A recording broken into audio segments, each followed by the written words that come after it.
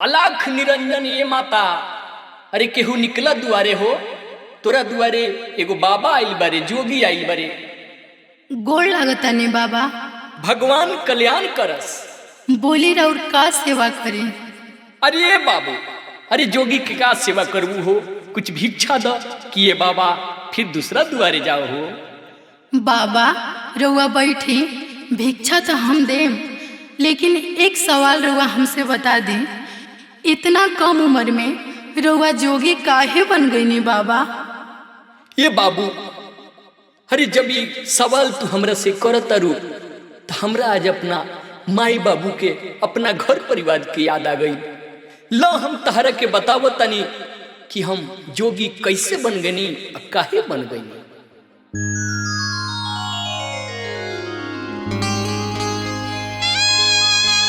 अरे पालही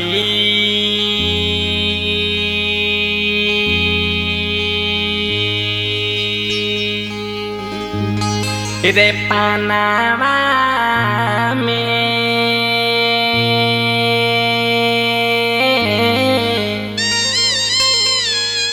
अरे जोगावा रमणीय रामा, आरे घूमी घूमी नगरिया प्रभु जनिया करिए राम। आरे घूमी घूमी नगरिया प्रभु भजनिया करिए राम।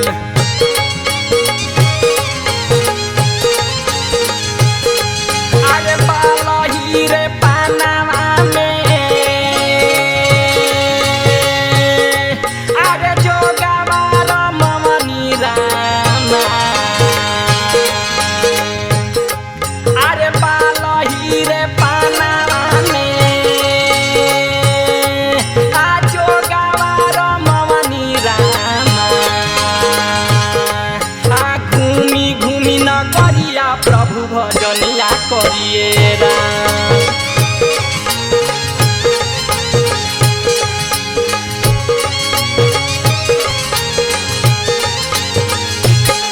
अरे मैया के दुलरुआ रहनी हे माता, अरे बाबू मोर किसनवा मातारा। अरे मैया के दुलरुआ रहनी, अरे बाबू मोर किसनवा मातारा। अरे बड़का भैया देशवा के जवानवा बनुए की,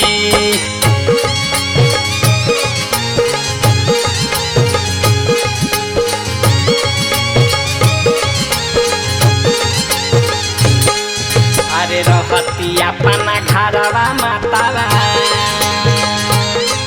अरे सुना नाही रहित हथावा।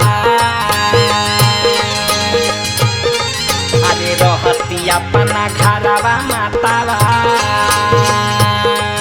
अरे सुना नाही रहित हथावा। अरे छोट की बहिनिया रक्षा बंधनवा करिते की। अरे माता, राउत सकल हमरा घर परिवार से मिलता हो, कहीं तू हमार छोटकी बहिन तो नहीं खो? ना ये बाबा, हमरा एकेगो भाई बड़े जो उनकी फौज के जवान हुए। अरे मोरा भैया रही तो अरे घोड़ा चढ़ल होई तो, अरे मोरा भैया रही तो अरे घोड़ा चढ़ल होई तो,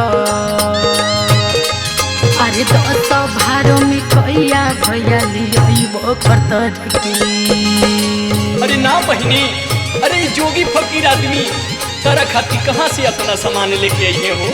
हम तो खुदे गांव घर में भिक्षा मांग के खानी। अरे तोहारा करम में बहिनी, अरे राजा पाट लिखल हो बाटे। अरे तोहारा करम में बहिनी, अरे राजपाट लिखल हो बाटे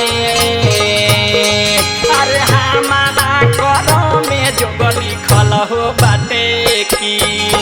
अच्छा ठीक बा, हम मानतनी कि रउआ हमार भाई है, लेकिन गांव के कहनो पहचान बता जिससे हमरा पता चलो कि रउआ हमार भाई है।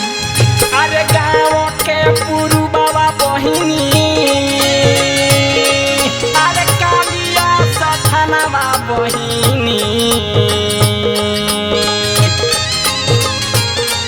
अरे गाँव के पुरु बाबा बहिनी अरे कालिया सथनवा बहिनी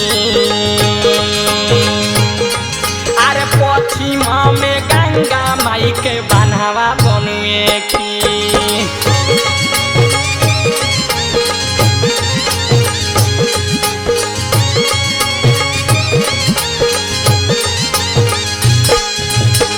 धनी जहिया जोगावा तहिया अरे नानी चुकी रहले बहिनी अरे सधनी जहिया जोगावा तहिया अरे नानी चुकी रहले बहिनी अरे नाही रहे बुद्धि आगे अनवा दुए की।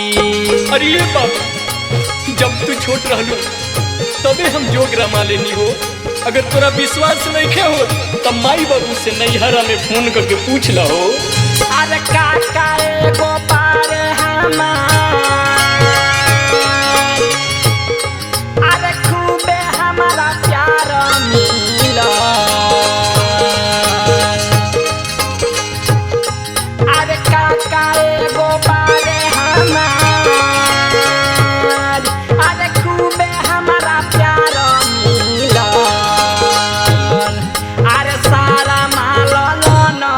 कर नैया करे की।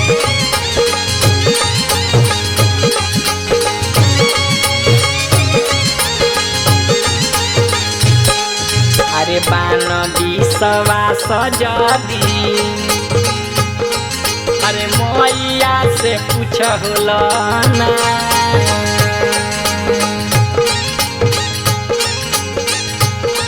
अरे बान विश्वास जदी